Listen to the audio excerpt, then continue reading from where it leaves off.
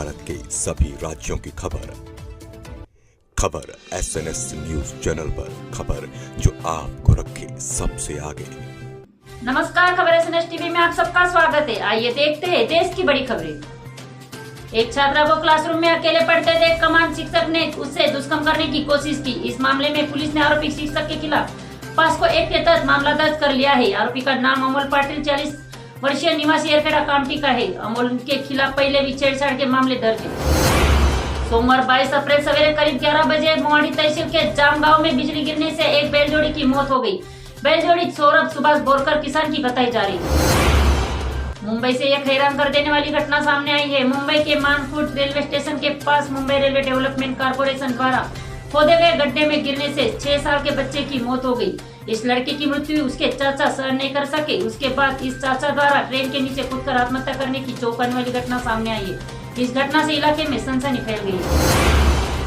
वर्धा से नागपुर की ओर तेज गति से जा रही एक कार सड़क पर खड़े ट्रैक्टर से टकरा गई। पति पत्नी की मौके पर ही हुई मौत, जबकि 6 अन्य गंभीर रूप से घायल हुए। यह भयानक हादसा रविवार शाम करीब 5 बजे वर्धा नागपुर हाईवे पर बुट्टीपुरी इलाके में हुआ। उत्तर प्रदेश में एक ऐसी घटना सामने आई है जहां एक बिजनेसमैन ने अपने बेटे के दोस्त को 5 स्टार होटल की छत से नीचे फेंक दिया। रविवार तड़के हुई यह रोमांचक घटना बरेली के एक होटल में लगे सीसीटीवी कैमरे में कैद हो गई।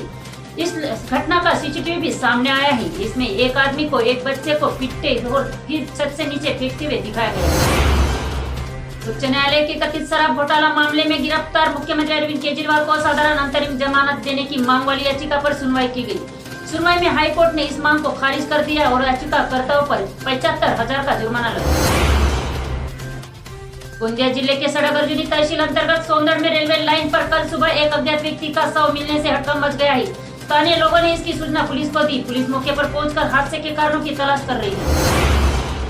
चुनाव आयोग ने धाराशिव लोकसभा क्षेत्र के महाविकास आघाड़ी उम्मीदवार और शिवसेना ठाकरे समूह के नेता ओमराजे निंबलकर को और महायुति के उम्मीदवार अर्चना पाटिल को नोटिस भेजा है। दोनों प्रत्याशियों पर आचार संहिता के उल्लंघन का आरोप लगाते हुए यह नोटिस भेजा गया।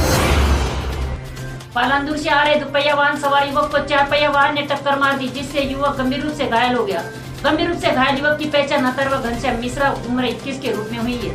यह घटना हनुमान मंदिर की चौक पर शाम करीब 4 बजे के करीब हुई। 2 पहिया वाहन से टकराने के बाद 4 पहिया वाहन सड़क के किनारे जाकर पलट गई, जिसमें चालक समेत 5 लोग गंभीर रूप से घायल हुए।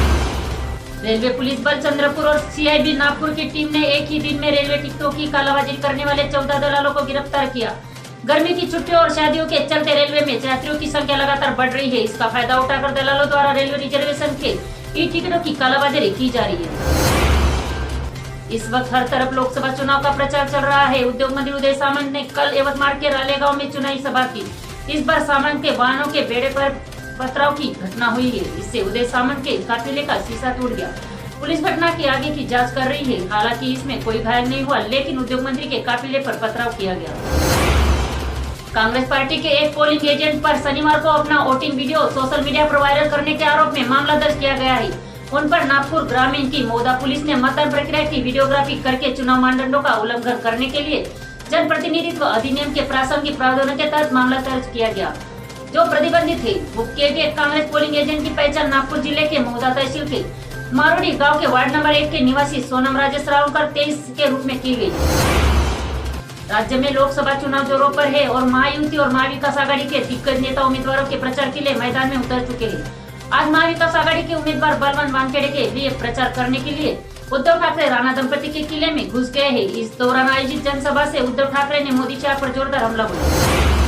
भारत के 2 लोकप्रिय मसाला ब्रांड MDS प्राइवेट लिमिटेड और average food products private limited मसालों पर सिंगापुर के बाद हांगकांग ने भी बैन लगाने का फैसला लिया है। इन दोनों ब्रांडों के मसालों में खतरनाक केमिकल मिलने की रिपोर्ट सामने आने के बाद इन दोनों देशों में यह कदम उठाया है। रिपोर्ट के मुताबिक इन कंपनी के मसालों में कथित रूप से कार्सिनोजेनिक कीटनाशक एथिलीन ऑक्साइड पाया गया है।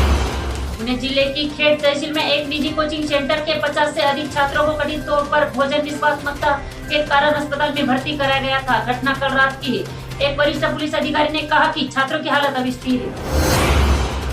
आज सुबह से ही प्रदेश भर में बादल छाए हुए, इसलिए मौसम विशेषज्ञों ने कुछ इलाकों में छिटपुट और कुछ इलाकों में भारी बारिश की संभावना जताई है। कुछ जिलों में तूफानी हवाओं के साथ बारिश होगी तो कुछ जगहों पर गरज चमक के साथ बारिश होगी। विदर्भ मौसम विभाग ने आज और कल बारिश के साथ ओलावृष्टि की आशंका जताई है।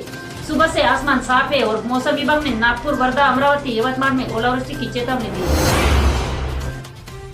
भंडारा में वैनगंगा 21 अप्रैल 2024 को सुबह 11 बजे के बीच नदी पुल पर ज्वाइंटिंग का काम चल रहा था, जिससे ट्रैफिक की समस्या उत्पन्न हो गई। पुल पर बड़ी संख्या में वाहनों की भीड़ से नागरिकों को परेशानी झेलने की तस्वीर भी देखने को मिली, लेकिन इस परिवहन के लिए कोई वैकल्पिक मार्ग नहीं होने के कारण नागरिकों को 2 मिनट की यात्रा के लिए 3 किलोमीटर लंबी कतार में 2 से 3 घंटे बिताने पड़ते थे। देखा गया कि जिस स्थान पर सड़क का काम चल रहा था, वहाँ कई वाहन फंसने से समस्या बढ़ने पर नागरिकों की ओर से गुस्सा जाहिर किया गया। जब ट्रैफिक पीआई बरसे सर और उनकी टीम ने दिन रात मेहनत कर ट्रैफिक क्लियर की।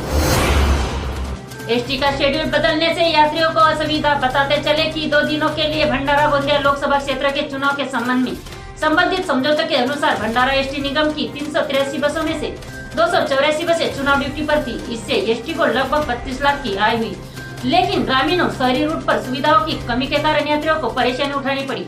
यात्रियों को जो भी वाहन मिला उसी से यात्रा करनी पड़ी। उसने तो बस स्टेशन पर रात बिताई, लेकिन एसटी निगम द्वारा चुनाव कार्य बिना किसी बाधा के संपन्न किया गया।